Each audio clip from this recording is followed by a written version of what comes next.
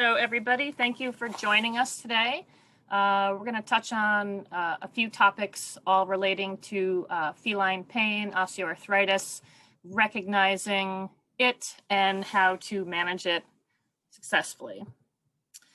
So that's going to include sort of the pain pathway and how we can modulate different aspects of that pathway, how to develop a multimodal pain management plan, some medications and modalities, which are my favorite. All right, so what is the incidence of DJD and OA in our fuzzy feline friends? So to the extent to which the general cat population suffers from osteoarthritis is unknown. Here's a smattering of papers that I had selected to discuss. The first retrospective study reviewed radiographs of over 100 cats over the age of 12 years that were presented for reasons unrelated to lameness. How many of you actually have cat appointments that lameness is actually the reason? It's something else in cats usually. Radiographic evidence of DJD was found in over 90% of the cats, with the elbow being the most frequently affected joint. 4 of the cats actually had neurologic disease associated with severe lumbosacral lesions. Now, interestingly, a limitation of this study was that relatively few hip joints were actually visible in the radiographs evaluated. A lot of people take those catagramms, the lateral. I'm guilty as charged as well, and sometimes the hips are cut off. So if you're going to do that, just try to remember to include the hips. And then going and looking at the records, only 4% of the cats affected with OA actually had clinical signs noted in the medical record. Wasn't specific whether that was per owner or per vet examination. The second retrospective study was close to 300 cats in the UK, radiographed for any reason, and found that 22% had evidence of osteoarthritis. And again, the elbow was the most commonly affected joint. Of the cats with the radiographic osteoarthritis, 33% had clinical signs.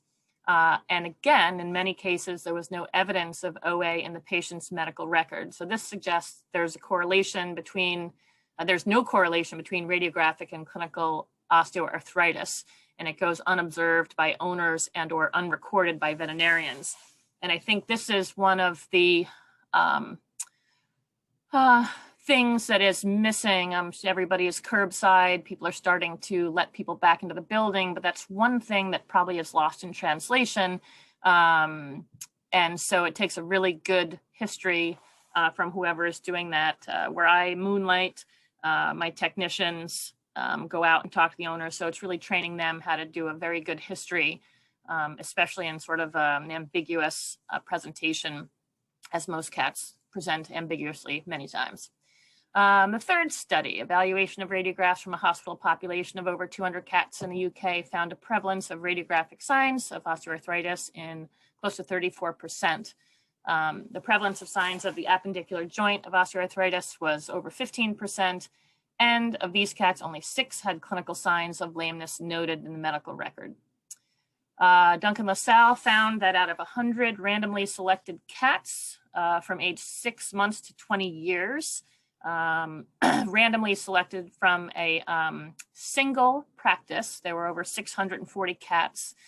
Most, 92%, had radiographic evidence of DJD, 91% had at least one site of appendicular DJD, and 55% had more than one site on the axial column with degenerative joint disease.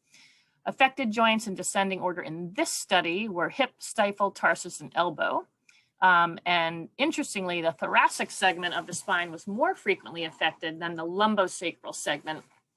And what he was able to tease out of this study, although many variables were significantly associated with DJD, when they were combined, only the association between age and DJD was significant. And for every 1 year increase in cat's age, the expected total DJD score increases by almost 15%. So something to watch out for when you're taking x-rays of elder cats.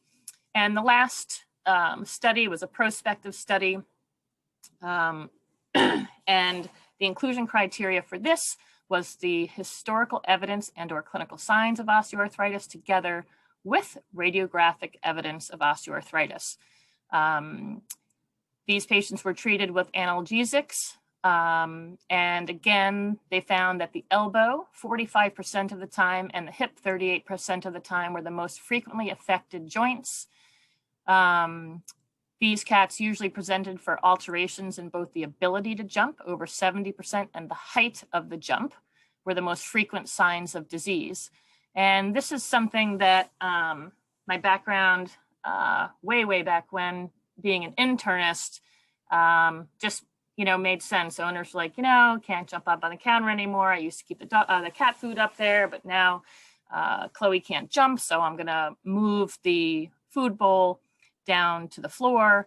And then when my rehab training kicked in, I was like, oh, darn it, this is actually the point where we're supposed to get really involved in these cases. So when they are changing, when they're altering their own lifestyle, because brilliant owners like myself are like, oh, they're getting old. Remember, old age is not a disease. This is a time where we can really jump in and help to get their lifestyle back, hopefully. So if arthritis is a clinical problem in cats, but overt lameness is not the most common clinical feature, what is? So this list are some of the most common attributes of feline osteoarthritis: pain, reduced activity and appetite, along with weight loss, behavior changes, inappropriate elimination, constipation, and again, the practice that I moonlight at, every time there's inappropriate urination or defecation, I go to pain, and they're like, it could just be a UTI. Anyway, it is very interesting that cats are so different sometimes than dogs with what they show us.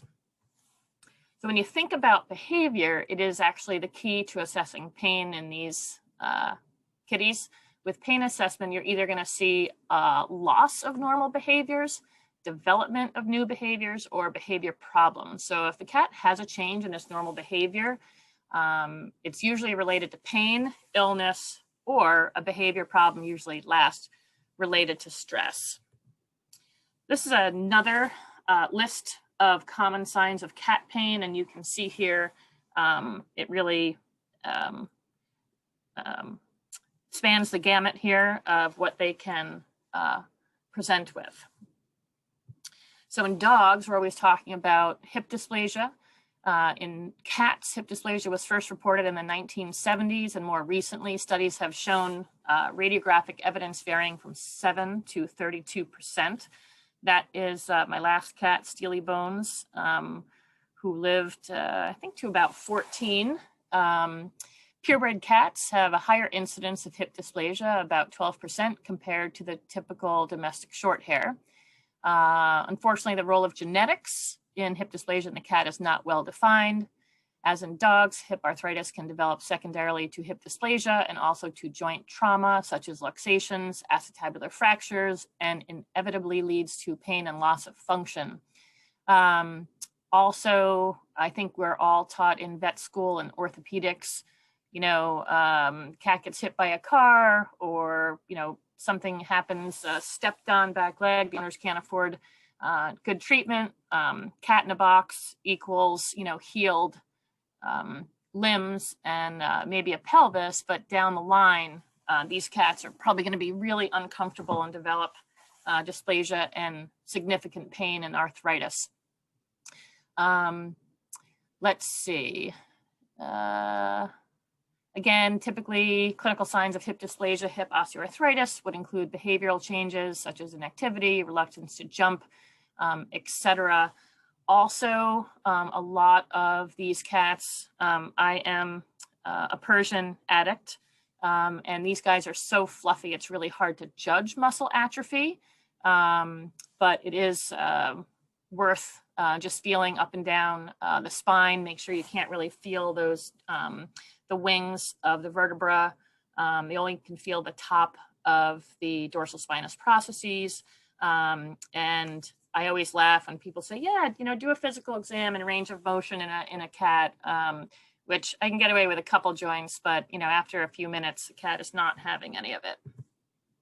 So let's talk about the pain pathway, so to speak.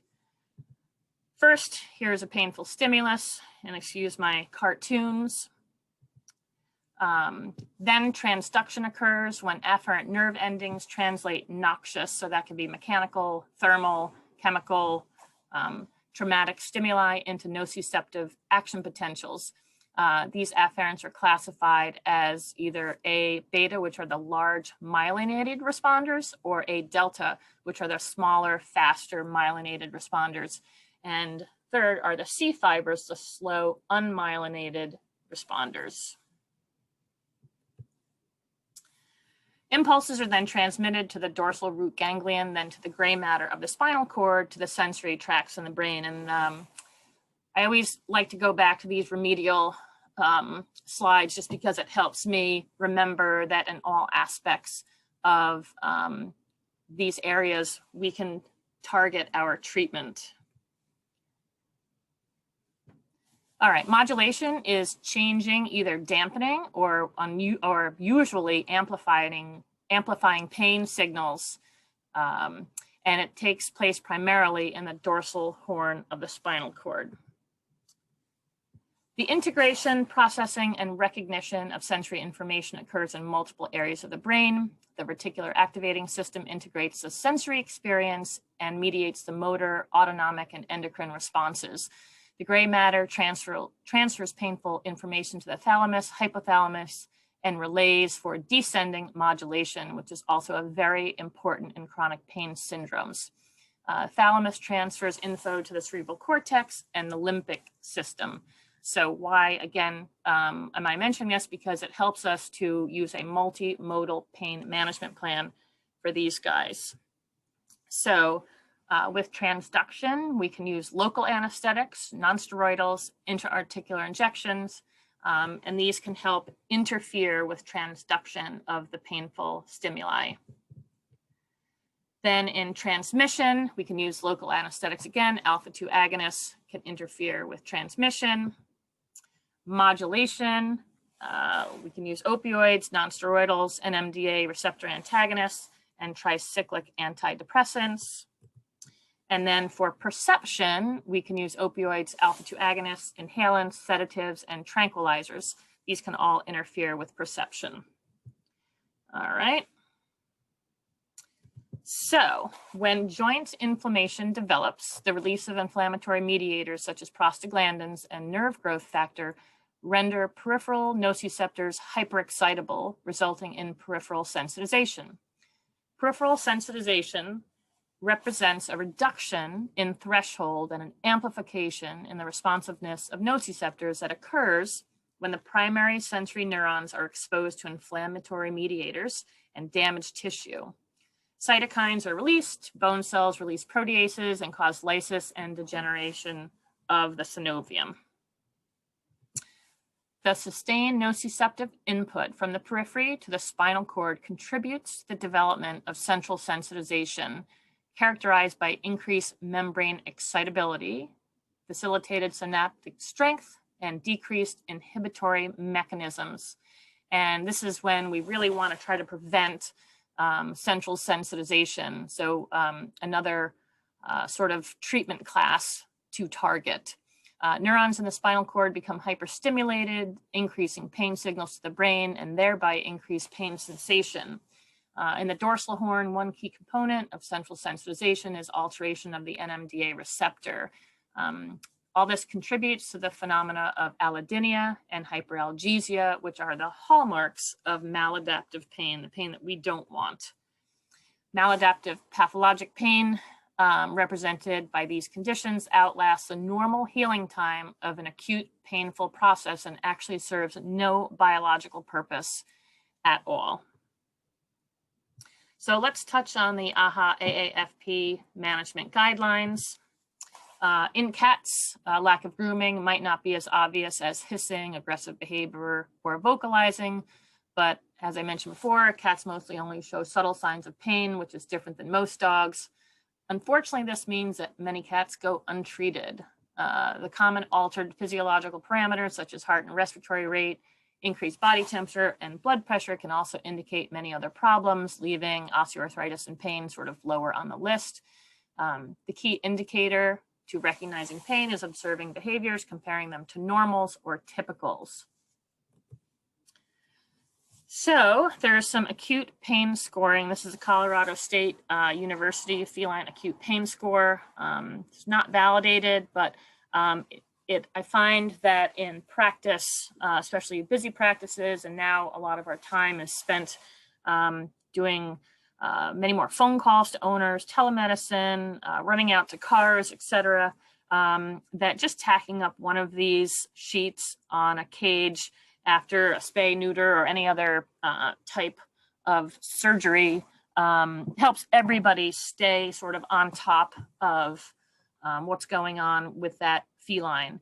And I also find it helpful sort of as other people, kennel workers, cage cleaners, volunteers, can follow these easy pain scoring and help us stay informed about how we think we're doing with pain management.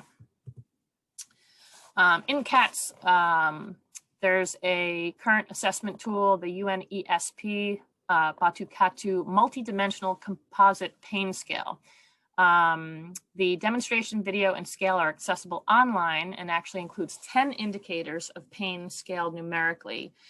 Each instrument has a numerical criterion which indicates when analgesic intervention is needed, sort of the cutoff point for rescue analgesia. The system contains clear guidelines for evaluation, including a detailed description of behaviors that should be observed in each scale item. But what if we're looking for chronic pain scaling, which is different? A group of researchers are trying to come up with a novel approach to detect chronic pain in cats, and it usually starts with client-specific outcome measure, and the feline must have evidence of pain on orthopedic exam and radiographs. In an initial study of almost 60 client-owned cats, it showed that using both a client-specific outcome measure and clinical evidence, owners of cats with DJD were able to detect recurrence of clinical signs after withdrawal of a medication. Because let's face it, after identifying this pain, up until now, there weren't really a lot of great options except shoving some type of pill down the throat, and I don't even like doing that. All right. The Feline Musculoskeletal Pain Index, the Fmpi, is a clinical metrology instrument. It's a scale or a tool for scoring the degree to which a cat is suffering pain associated with a chronic musculoskeletal disorder. As a pain scoring tool, it's a questionnaire. It measures the relevant clinical features of a cat's mobility, agility, and disposition that are associated with chronic pain. It was developed by North Carolina State University's College of Veterinary Medicine. The Fmpi is the only clinical validated instrument for diagnosing and monitoring feline chronic pain arising from degenerative joint disorders. The Fmpi questionnaire can be administered by veterinary professionals and by cat owners, and is also a really good tool. I find that a lot of practices, sorry, I'm always going back to the real life practice and curbside stuff. In my neck of the woods, most of the practices around me stopped taking new clients, new patients, and cut down the amount of appointments they were seeing. So my rescue group got overrun with a lot of extra appointments, and sort of to decipher which ones really needed to come in immediately, I taught the front desk how to direct owners to painfreecats.org, and the owners, it gave them something to do, but also education goes a long way in our profession. So they could really say, hey, I really need to get my cat in to see you guys. All right, so what do we do for treatment? So nonsteroidals inhibit the expression of cyclooxygenase enzymes in cell membranes, decreasing the release of inflammatory mediators. They are widely used in the treatment of chronic pain in cats, although I think the last time I went through all the data, the question was about long-term use in cats with OA. Particularly meloxicam and robenacoxib have been shown to be safe when administered to cats with OA. And we're going to get that question about stable chronic kidney disease, which I'll talk about in a few more slides. So meloxicam, again, with most nonsteroidals, adverse effects are GI, vomiting, diarrhea, anorexia. In one study, there was no evidence of renal or hepatic toxicity after long-term treatment. And one of the things you get pretty good at when combing through all of these studies, and I first learned this in the canine world, is that long-term can just mean sometimes 28 days. While that can make a big difference sort of in getting an animal back on track, feeling good. If you have an obese cat that you need to start exercising, NSAIDs short-term or long-term can be used with proper management. Meloxicam seemed to be safe when administered to cats with stable chronic kidney disease, especially IRIS 1 and 2, with normal drinking and eating habits. Efficacy is dose dependent, and administration of the most minimal effective dose. I like to do that in both dogs and cats, but it's 0.01 to 0.03 mg per kg should be attempted if there are concerns with potential adverse effects. I do know a few surgeons that won't go any higher than that at all. Robenacoxib, 1 to 2.4 mg per kg orally every 24 hours. It's cutely packaged in a 3-bubble tablet little cardboard thing. No evidence of renal hepatic toxicity after long-term treatment. Safe, again, administered with stable chronic kidney disease. So I guess we should talk about that. One aspect of chronic kidney disease theoretically might be inflammation of the kidneys. So giving a nonsteroidal might actually improve kidney function as long as they continue to drink and eat normally. And there is, my friend Deb Greco presents a lot on feline hydration strategies. So one of her lectures is probably worth a watch. And of course, there's a difference between the perioperative approval of the US versus other meloxicam at 0.3, yikes, robenacoxib. And then in Europe, they start with a lower dose and then really decrease down to 0.05 mg per kg, et cetera. So let's talk about safety. There's obviously a lot more safety information in canines, but there's controversy regarding correct, effective use and safety. So there are many, many, many publications on nonsteroidals in the veterinary literature. One paper by Dr. Innes, Clayton, and Lascelles published in the Veterinary Record, and this paper looked at published peer-reviewed literature that was systematically researched for information on safety and efficacy of long-term, and again, this was defined as 28 days or more of continuous therapy. Online databases were reviewed and papers were selected based on their relevance. 15 papers were identified and evaluated. 6 of the 7 papers indicated a benefit of long-term treatment over short-term treatment in terms of the reduction of clinical signs of lameness. 14 papers evaluated safety and found no correlation between study length and adverse effects. The balance of evidence for the efficacy of NSAID supports longer-term use of these agents for increased clinical effect. And I think that the pendulum has shifted in veterinary medicine, and at least in my training, when I, way, a couple decades ago, was in vet school, we really used NSAIDs judiciously. We were worried about the kidney and the liver and everything else. And really, besides thinking now that NSAIDs can help prevent some of the sensitization that occurs, but an animal that is much more comfortable throughout life is going to perform better and not put altered biomechanics and physics on joints walking with a lameness, so all the other limbs have to pick up the extra weight. So I have shifted to using NSAIDs much more long-term while I'm searching out other modalities to give pain relief. Combing through the literature, every NSAID has been implicated, mostly gastrointestinal, followed by renal, and lastly hepatic. What we do know is that we can minimize the risk by appropriate use, including proper patient and dose selection. So maybe not dosing 130-pound, which is 40 pounds overweight golden retriever on 130-pound dose. Try to do a little more lean body mass. Definitely owner education, questioning and re-questioning owners about concurrent medical use. Sinello published a study in the Journal of Veterinary Internal Medicine comparing daracoxib to aspirin in 24 healthy dogs. This was a randomized placebo-controlled study, and they used gastroscopy findings, and his results showed the administration of daracoxib to healthy dogs resulted in significantly lower gastric lesion scores and fewer days of vomiting compared to aspirin, indicating that daracoxib is better tolerated than aspirin in some dogs. And I do try to have owners stay away from anything that isn't veterinary made.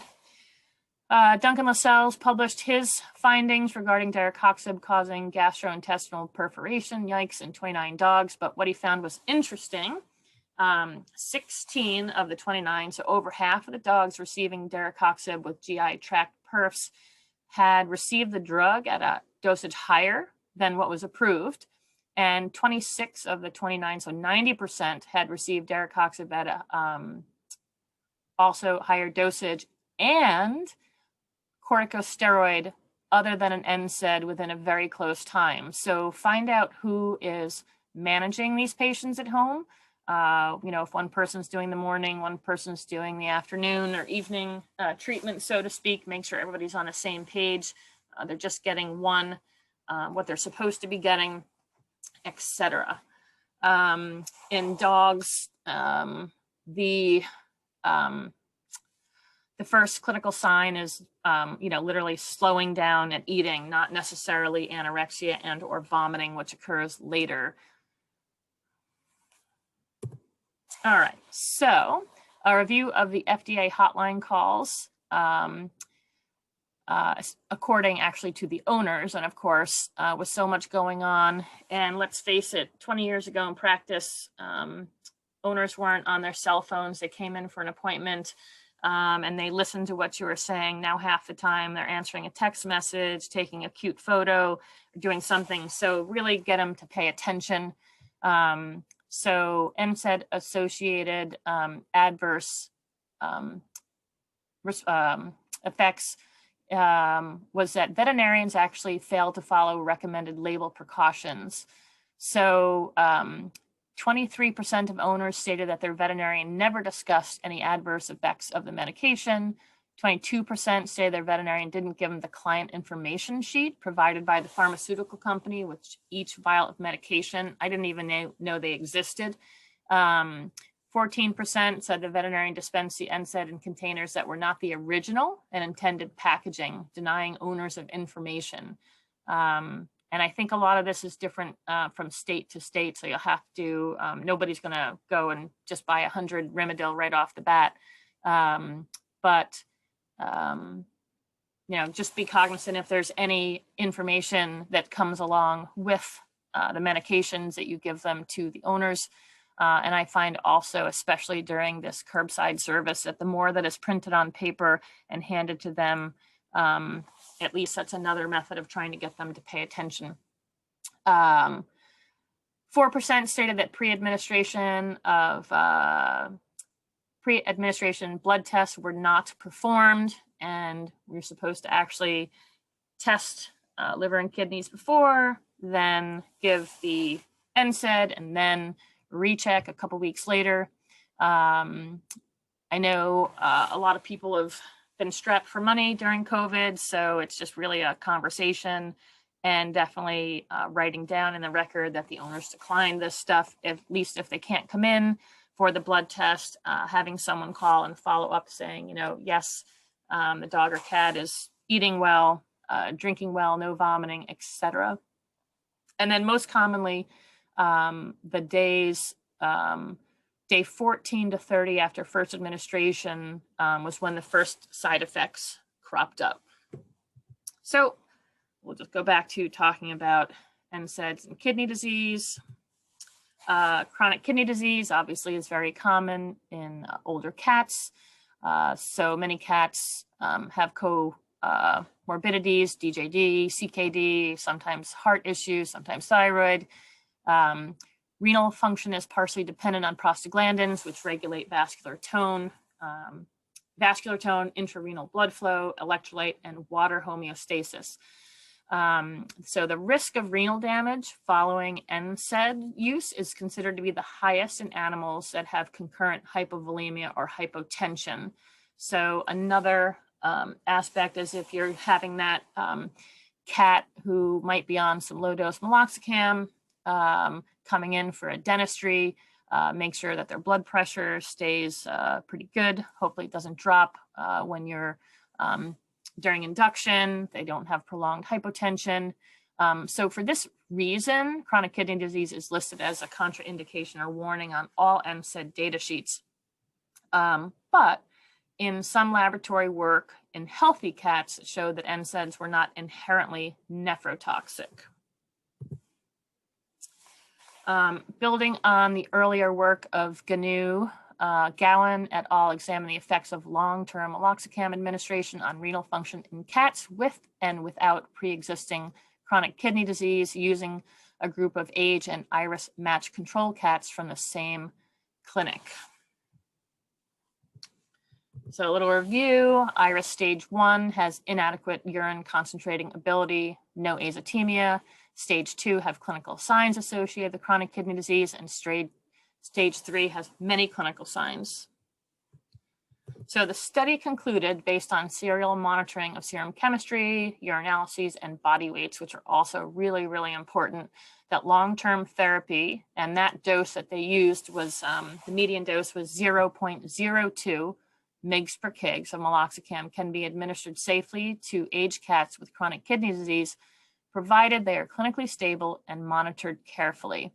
And they went on to say, or suggest, that meloxicam may actually slow the progression of renal disease in cats with both DJD and chronic kidney disease by either direct or indirect mechanisms. Okay, analgesics. Amantadine is an antagonist of N-methyl D-aspartate receptors and is used to treat central sensitization. Although studies on its efficacy are lacking, amantadine is anecdotally administered as an adjuvant to cats with chronic pain that are refractory to NSAIDs.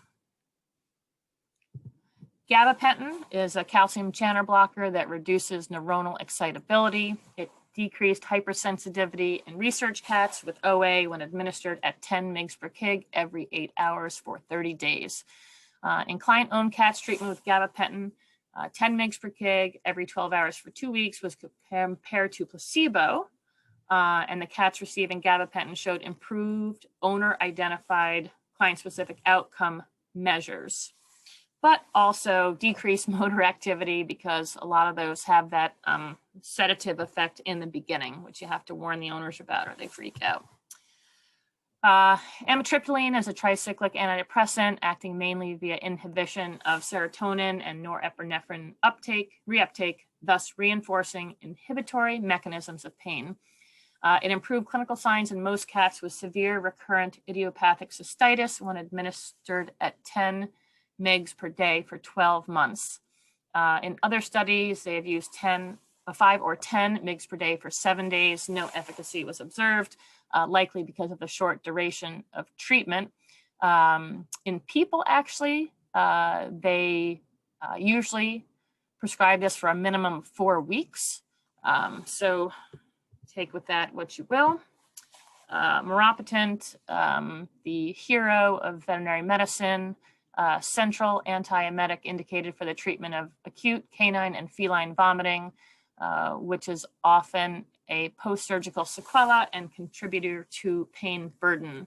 Meropenem works through a blockade of substance P binding to the neurokinin 1 receptor, which is involved in pain processing. I'm not sure that they've worked out the true pain modifying effect, but I think, I'm not sure how many people on this webinar are female and belong to the DVM Moms group. Shout out, that's one of my first places I go look for things, but you can use Serenia from just about anything these days, and seems to work quite well. So hopefully it's not on back order a lot. Opioids are the most effective drug class for managing acute pain and can play a role in managing chronic pain. They're synergistic with alpha-2 adrenergic agonists, allowing them to be used in low-dose combinations, either with or without ketamine, which usually we go to for more difficult pain management cases. Opioids do produce analgesia, sedation, and relaxation. I'm trying to stay away from a lot of opioid use just because of the issues we deal with, owners and everything that's going on. We try to do a good thing, and sometimes owners can not make good decisions. Tramadol. So in the canine world, I'm not sure how many of you are using Tramadol, but there were quite a few papers. Steve Budsberg from Georgia pretty much says you should just take this and throw it out the window for orthopedic pain. I mention it just because there are some people that think it works great with soft tissue. And in cats, it actually, it does work much better. It acts mainly by binding to the M-opioid receptors and the reuptake of serotonin and norepinephrine. So it's been shown to decrease central sensitization, which is really important when we're dealing with these long-term chronic pain syndromes, and improved motor activity and global quality of life in cats with osteoarthritis. And that was given 2 to 4 mg per kg every 12 hours. Although it seems to be safe and provide analgesia, it is extremely bitter. So most cats, once they bite into it once, good luck catching them in the kitchen for another dose. So let's see. So I talk about here parenterally administered PS gags has regulatory approval for the control of signs associated with non-infectious, degenerative, and/or traumatic arthritis of canine synovial joints. Independent studies support its use as safe and as an effective chondroprotectant with possible disease-modifying effects. So we talk about disease modifying is another terminology we're using. And the bioavailability and distribution to these in inflamed joints in cats has been demonstrated with extra-label subcutaneous administration. So I do know this is a very popular treatment for patients either that are coming in routinely to see you. You can do a technician appointment, or owners that are savvy enough to give injections at home. So the cat dose 2 to 5 mg per kg, Q 3 to 5 days, IM or sub-Q has been shown to work.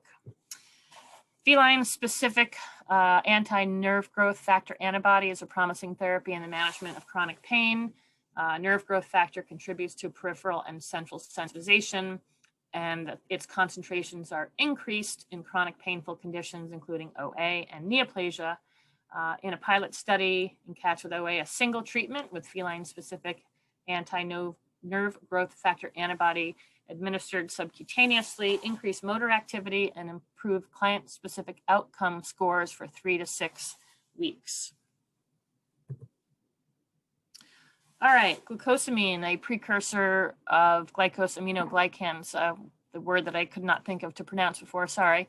In vitro studies have shown it is utilized in the synthesis of glycosaminoglycans and shown to prevent degradation of cartilage and production of inflammatory mediators. It does appear that chondroitin sulfate prevents the degeneration of type 2 collagen within the articular cartilage, and often glucosamine and chondroitin are often combined in commercially available products because there is a synergistic effect when the two products are used together. Icosapentaenoic and docosahexaenoic acid, EPA, DHA, found in oil from wild-caught cold water fish, anchovies, sardines, salmon, has been shown to be beneficial. Farm-raised has lower levels of omega-3, higher levels of omega-6.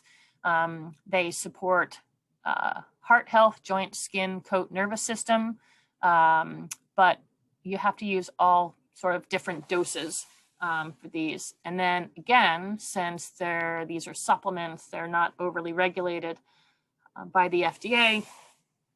So what they put on the label is not necessarily what they put in the bottle.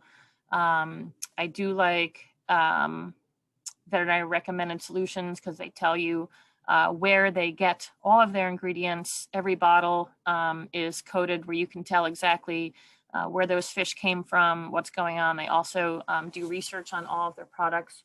And there was something recently on, I forgot if it was a rehab listserv or a Facebook group about rehab, but basically I like companies that do research on their product and don't just borrow from others. One, you want to prove that what you are putting in your modality or your supplement is working. You really shouldn't waste people's money, and you don't want to put something that might not work or might be detrimental to your patient in their body. So moving on to modalities. So cryotherapy decreases muscle spasms by decreasing the muscle metabolism, decreasing byproducts, which act as irritants. It causes peripheral muscle constriction and inhibits inflammatory mediators. It decreases nerve conduction velocity, and all this results in pain relief. Indications for use of cryotherapy include pain, swelling, edema, muscle spasm, acute inflammation, surgery, overuse, and exacerbations of osteoarthritis. So usually we use this within the first 72 hours and with acute exacerbations of chronic OA. Heat decreases joint stiffness. It relieves spasms, reduces swelling, and increases circulation. Best used after 72 hours. Its desired effects to increase collagen extensibility, blood flow, decrease joint stiffness. So, and moist heat absorbs better than dry heat. So if you're going to actually have a cat come into you for rehab or exercise, which is quite fun, warm up that muscle atrophied little kitty and get its blood flowing so you can actually do some good therapeutic exercises with them. Laser, I think most practices today have laser. The physiological effects of lasers reportedly are cell division, leukocyte phagocytosis, stimulation of fibroblasts and collagen formation, enhanced nitric oxide production, ATP synthesis, and angiogenesis. All these together work to block the depolarization of afferent pain fibers. There are differences between class 3, and class 4, depending on wattage, etc. Therapeutic ultrasound. I don't see this modality talked about a lot that much. I think most physiotherapy practices have them, but the therapeutic ultrasound is an excellent modality for deep tissue heating. So it works. It is a continuous signal, which actually does heat tissues that are deeper than just holding a heating pad or hydrocollator to the skin. If you pulse the signal, then it doesn't heat up. So what we'd like to use this for is, again, you have a patient coming in and you really need to get into some deeper tissues to get the blood flowing and some pain relief. You would use therapeutic ultrasound. And the one big time that you will not want to use therapeutic ultrasound is if there are any implants, because if it's heating deep tissues, it's heating deep implants as well, and you can burn right through the skin all the way through to the implant. So be careful with that, but I do love it. And pulsed electromagnetic field therapy, colloquially and sometimes misleadingly called magnetic field therapy. These are pulsing electromagnetic fields, and unfortunately, like radiation, it's such a generic term that incorporates an immense spectrum. So it's really important to explain and do some education, which I love doing as well. PEMF in the Assisi loop is an active electromagnetic waveform delivered by antenna. So the waveform is generated by that white large dongle on the bottom, and the antenna is the black loop. All the different technologies of PEMF on the market are differentiated by the parameter of the waveform that is emitted, and then the antenna size to see how far they can actually send that signal. You combine all these together to determine the strength and efficacy and what it has shown. So luckily, most of all of the early work after some rat work was actually done on humans, where it's got its FDA clearance. And it has been shown to enhance nitric oxide production to increase blood flow, decrease swelling, decrease pain. And what's nice is the veterinary literature and the human literature both have shown that it decreases the need for opioid administration, which is really cool. Often overlooked PEMF waveforms do not cause heat or membrane depolarization. So even though there is a warning not to use on or over implants, that was for the full generic class of PEMF and the FDA. And that's why I mentioned sort of the therapeutic ultrasound being pulsed versus not pulsed, heat generating for not. The Assisi loop cannot heat up implants. And the other thing, which is interesting, PEMF, the Assisi signal is targeted specifically to enhance nitric oxide, and the power of that signal is 1/1000th of a cell phone. So if you're going to walk around and hold a cell phone over the cat, you could probably really get away with using the loop on that. So for FDA approval, which is different than FDA registration, because anything really sold has to be registered, any modality. But when you do that, you have to prove safety and give signal output characteristics that include peak output power, pulse width, pulse frequency, duty cycle, antenna output, and a whole bunch of other things to get your FDA clearance. And this is a fairly high bar, so a lot of companies don't go through this. But one quick way to compare devices on the marketplace, because there's always, especially in the equine side, they get those big suitcase models, and anybody who went to NABC, there's always one or two booths there, or Western, with people, those big suitcase models wearing those huge loops, and they're gyrating around their ankles, and it feels really cool, but those are not actually true PEMF. And if you look even closer, they register their devices with the FDA with the code NGX, which is actually a powered muscle stimulator closer to neuromuscular stim, not PEMF, which is actually has different registration codes. So I love this device, and if we use it a few times a day, the treatment period is 15 minutes. It's almost idiot-proof. Put it on. And there are also different versions of the loop. We have pads now that you can put inside, especially for the felines, and some really great uses of these pads that are put inside sleepy pod carriers are for using them with cystitis, dental disease, controlling pain, also post-dentistry, and rhinosinusitis, sinusitis cases that have responded really well.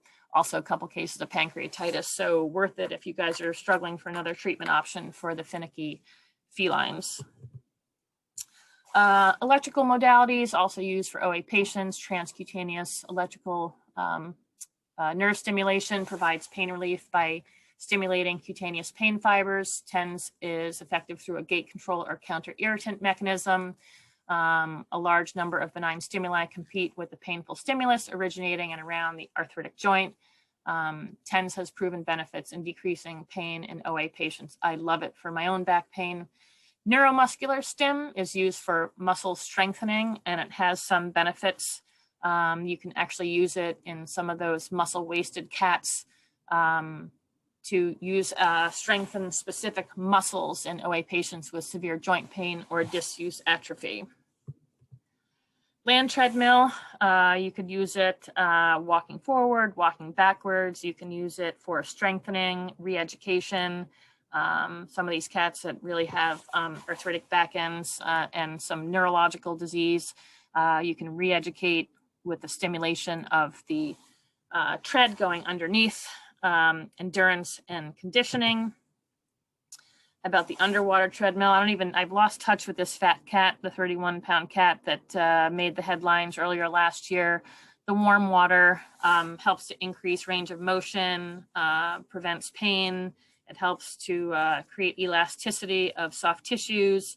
It takes, especially vets love underwater treadmill for obese cats because it takes most of the weight off the joints to actually get them to exercise, to hopefully build endurance and increase proprioception.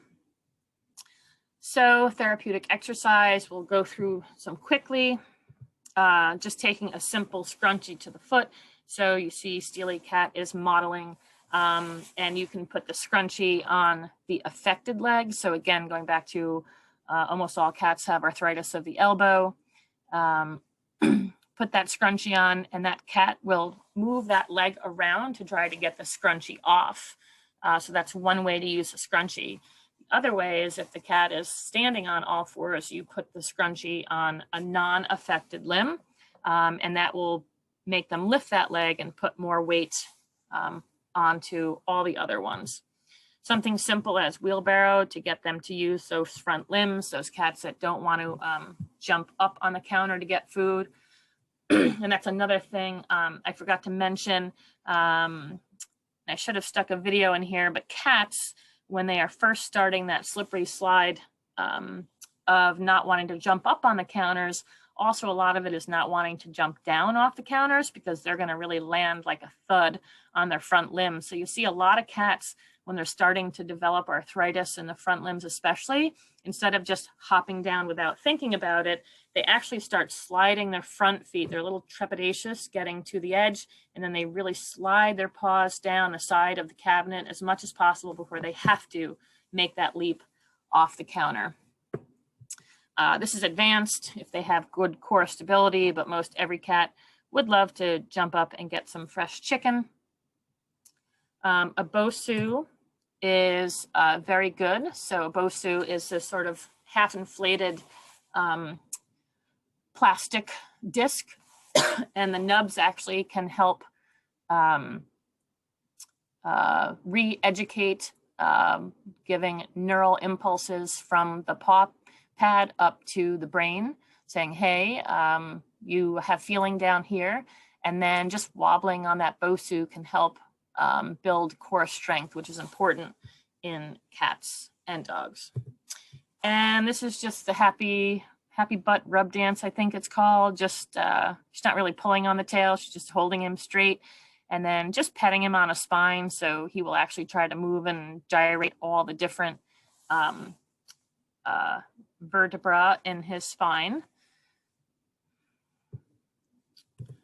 Environmental modifications and assistive devices. So again, when we're talking about cats and needing to move the water or the food bowl down, we need to make some modifications aimed at increasing the cat's ability to access everything and enjoy its lifestyle. So going upstairs or downstairs, if you have slippery wood stairs, putting pads on them, or pads or runners down a slippery hallway, stairs, small stairs to get up on the bed or the couch, maybe decreasing the size of the sides of the litter box, so cats don't have to jump into, especially those ones that are supposed to prevent dogs from eating the cat poop. You know, a lot of times the cats will say, hey, I'm just going to go right here until you can get me a, you know, a lower sided litter box. Also cats have, I've used wheelchairs in cats before, and they seem to adjust quite well. All right, so treating pain, there are many different medication options we can use, supplements, integrative care. We talked about quite a few modalities and exercise. Weight management is a really big thing. Just switching from a dry carb loaded diet to canned food can make a difference. Using environmental changes and supplements would be good.